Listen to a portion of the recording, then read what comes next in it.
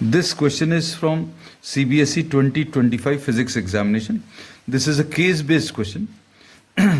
इसमें एक circuit diagram दिया, they have explained the circuit diagram, और फिर इसमें बोला as soon as the circuit is completed by closing the key S1 keeping S2 open. S1 को क्लोज किया, S2 को ओपन रखा है. Charges begin to flow between the capacitor plates and the battery terminals. The charge on the capacitor plates increases and consequently the potential difference across the capacitor also increases with time. तो charges शुरू में flow होंगे, इसको close किया तो ये battery में से चार्जेस फ्लो करेंगे और इसको चार्ज करना शुरू करेंगे, और जैसे जैसे चार्ज इंक्रीज होगा इसका पोटेंशियल भी इंक्रीज होगा. फिर इसमें इन्होंने बोला when this potential difference equals the potential difference across the battery the capacitor is fully charge. तो जब इसमें पोटेंशियल डिफरेंस इसके पोटेंशियल डिफरेंस के बराबर अगर होगा तो ये कैपेसिटर फुल्ली चार्ज हो गया, और ये की पॉइंट है, the capacitor is fully charge. और ये फुल चार्ज की value Q is equal to C into V दिया. We are just marking the key points. During this process of charging the charge on the capacitor changes with time. अब charge का variation with time इन्होंने एक relation दिया, Q is equal to capital Q की ये वाली value, ये याद रखना, 1 minus E to the power of minus T upon RC. अब इसके बाद the charging current can be obtained by differentiating it and using this relation. अब बायो स्टूडेंट्स के लिए इन्होंने एक रिलेशन दे दिया है, d/dx of E to the power of mx अगर निकालना है तो ये रिलेशन क्या आएगा, m आएगा, और ये relation as it is copy कर लेना, e to the power of mx. ये एक्चुअली में CBSE में एक बहुत पहले एक टॉपिक हुआ करता था, ट्रांजिएंट सर्किट्स, जो अब सिलेबस में नहीं है, लेकिन इन्होंने अब इस पर बेस्ड क्वेश्चन पूछ लिया है, केस बेस्ड. उसमें पूरा डेटा इन्होंने दे दिया है ट्रांजिएंट सर्किट्स, और ये पूरी चीज़ों को सॉल्व करवा लिया है बाय गिविंग दिस रिलेशन. ये सारे रिलेशन जो है पहले प्रूव करने आते थे एग्जामिनेशन से, but now this is not a part of the syllabus. अब consider the case when R is equal to 20 kilo ohms. अब कुछ वैल्यूज दी हुई हैं, R की value 20 kilo ohms,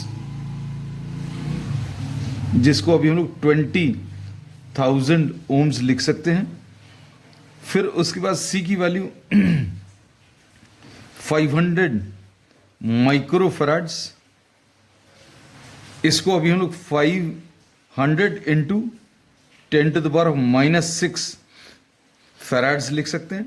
so this C is actually 5 into 10 to the power of -4 farads. और voltage of the battery is 10 volts. Now we start with the questions. पहला part, पहले part में the final charge on the capacitor when S1 is closed and S2 is open. अब S1 को close किया और S2 को open रखा. अब S1 को अगर क्लोज कर रहे हैं और S2 को अगर ओपन रख रहे हैं, that means you are providing a path which is the outer one. ये चार्जेस का फ्लो जो है ऐसा कुछ होगा, क्योंकि इसमें से कोई करंट फ्लो नहीं करेगा या चार्जेस फ्लो नहीं करेंगे, क्योंकि this is kept open. The final charge on the capacitor when की S1 is close and S2 is kept open. अब जब इसको ओपन रखा, इसको क्लोज रखा, तो चार्जेस बैटरी से फ्लो करेंगे, और कुछ समय के बाद ये कैपेसिटर प्लेट्स जो हैं, ये पॉजिटिव टर्मिनल से कनेक्टेड है, इधर पॉजिटिव चार्ज आ जाएगा और यहां पर नेगेटिव चार्ज आ जाएगा. और इन्होंने क्वेश्चन में ही दे दिया है, when it is fully charge then Q will be equal to C into V. Q की वैल्यू C इंटू V होगा. This is the final charge on the capacitor. Sorry, अब C की value 5 into 10 to the power of -4 है, और V की value 10 volt है. So this will be 5 into 10 to the power of -3. इसको अभी हम लोग क्या लिख सकते हैं, 5 मिली Coulomb's. So the answer to the first part is option B. तो ये फर्स्ट पार्ट अभी हम लोगों ने सॉल्व कर लिया. अब सेकंड पार्ट में क्या बोला? For sufficient time the key S1 is closed. बहुत सारी देर के लिए S1 को क्लोज रखा एंड S2 को ओपन रखा, मतलब कैपेसिटर फुल्ली चार्ज हो गया. Now after fully charging the capacitor S2 is closed. अब S2 को क्लोज कर रहे हैं. S2 को क्लोज किया और S1 को ओपन रखा, मतलब अभी हम लोग बोलेंगे now this is fully charge. बहुत सारी देर S1 को क्लोज रखकर, इसको ओपन रखकर इसको फुल्ली चार्ज कर लिया. और जब ये कैपेसिटर फुल्ली चार्ज हो गया तो ये सोर्स ऑफ ईएमएफ को आपने अलग कर दिया.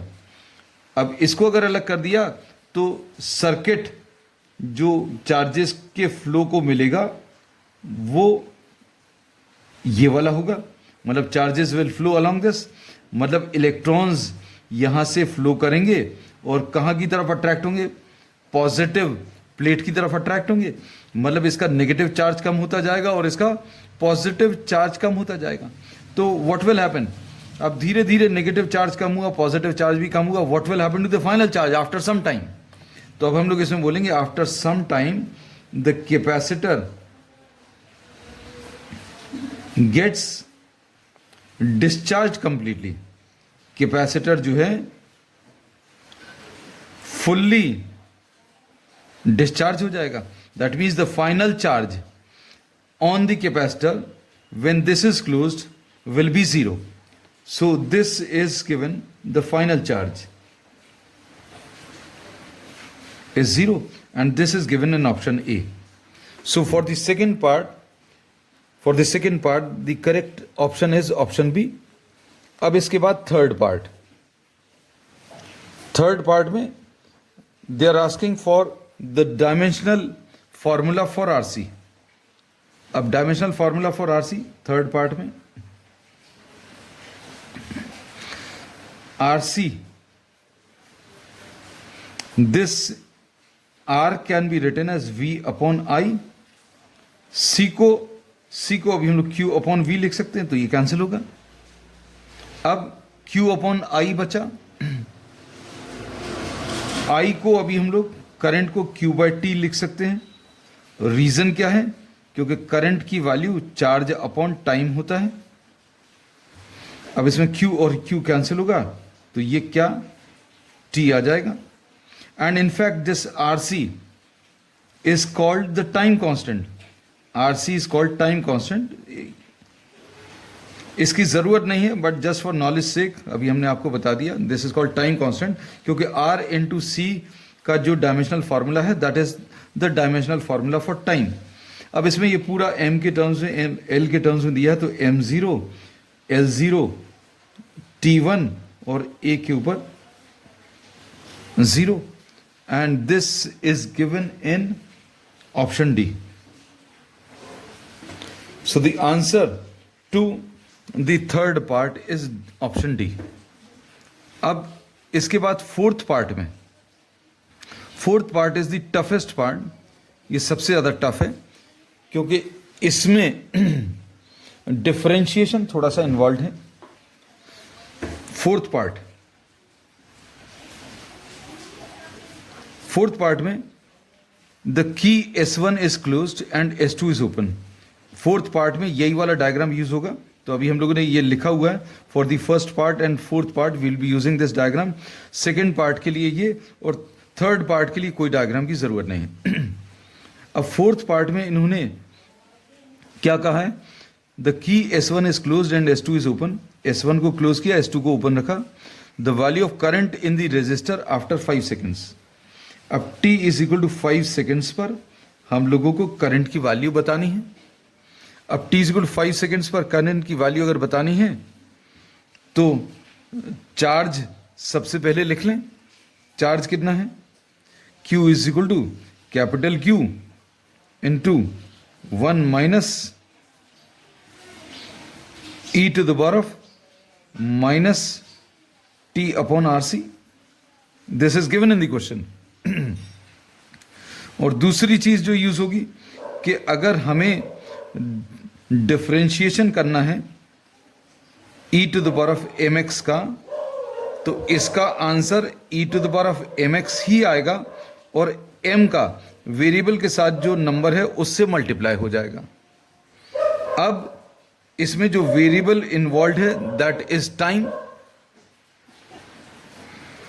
अब करंट का formula is I is equal to D Q by D T. अब इसको ऐसा लिखेंगे d by D T of q की वैल्यू रख दें q इंटू q माइनस, इसको अंदर मल्टीप्लाई करके q इंटू q को 1 से मल्टीप्लाई करेंगे q आएगा और यहां पर q into E to the power of minus, यहां पर 1 अपॉन आर सी अलग लिख लिया और ये टाइम लिख लिया।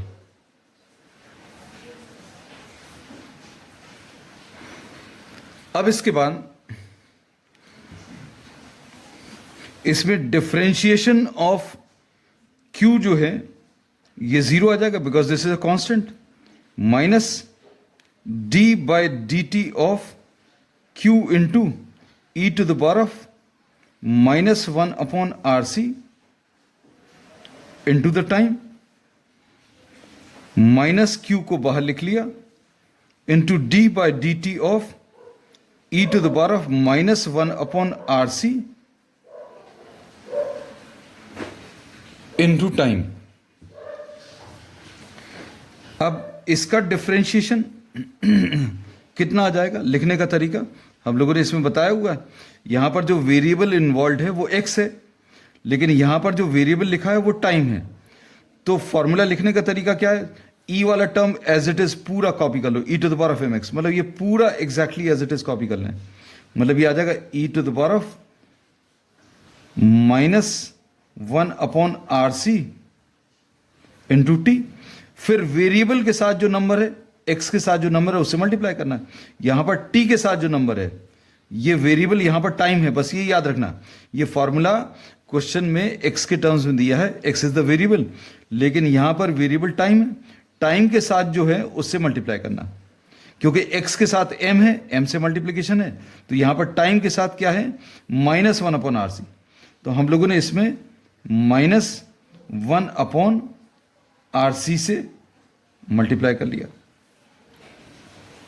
तो अब ये माइनस और माइनस प्लस आ जाएगा, तो ये कितना बचेगा, q अपॉन आर सी आया और e के ऊपर minus T upon R C.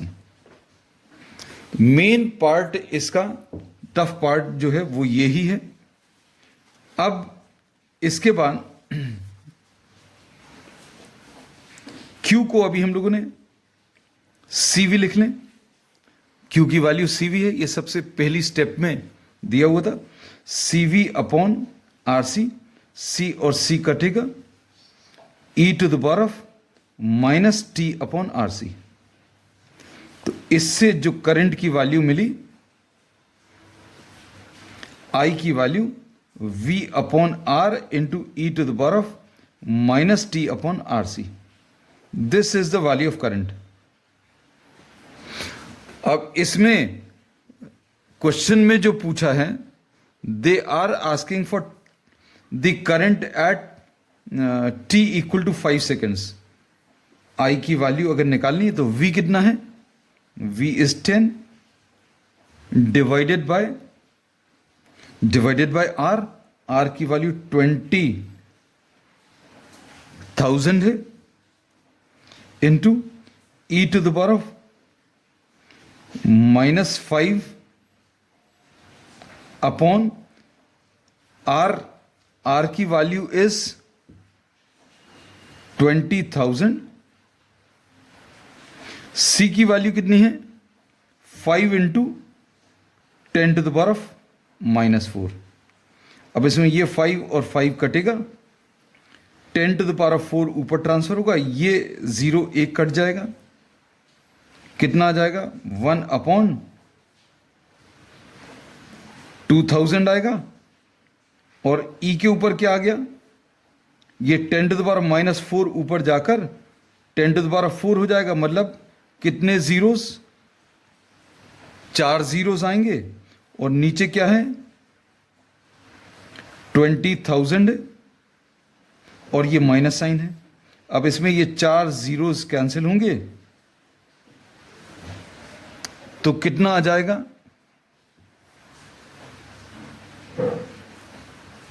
This will B how much,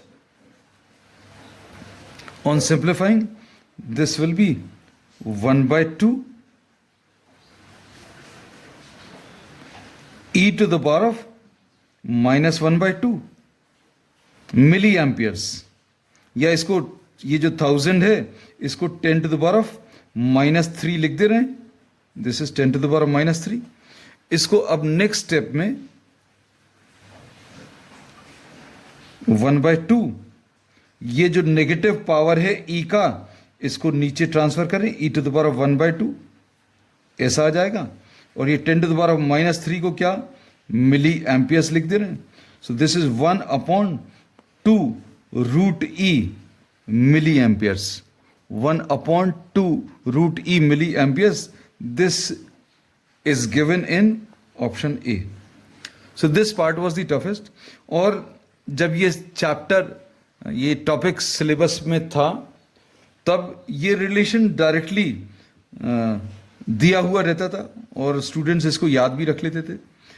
तो अब इसमें इस प्रॉब्लम में टफ पार्ट यही था, डेरिवेशन अभी हम लोगों को करना था, जिसके लिए इन्होंने सिर्फ इतनी सी एक हिंट दी हुई थी।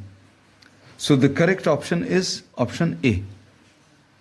अब इसमें फोर्थ का और part, the key S1 is closed and S2 is open. फिर से यही वाला डायग्राम फर्स्ट और फोर्थ के लिए यही यूज होना। The initial value of charging current. अब इनिशियल वैल्यू कहीं पर भी अगर किसी भी चीज में पूछें, इनिशियल वैल्यू का मतलब यह है कि t इक्वल टू 0। अब t इक्वल टू 0 पर करंट की वैल्यू पूछिए तो I की वैल्यू हम लोगों को कितने मिली थी, V/R e to the power of -t/RC आया था, तो e to the power of -t/RC, इसमें t की वैल्यू ये और पार्ट लिख दे रहे हैं जस्ट टू अवॉइड कंफ्यूजन। तो ये कितना आ जाएगा, V/R e to the power of 0, मतलब ये V/R आ जाएगा। अब V कितना है, V is 10 divided bye 20,000, R is 20,000। अब इसमें एक जीरो कैंसिल होगा, अगर एक जीरो कैंसिल होगा तो कितना, 1/2 milli amperes, 1/2 milli amperes will be the answer and this is given in ये 0.5 milli amperes, 0.5 milli amperes, this is given in option B. So option B is the correct answer.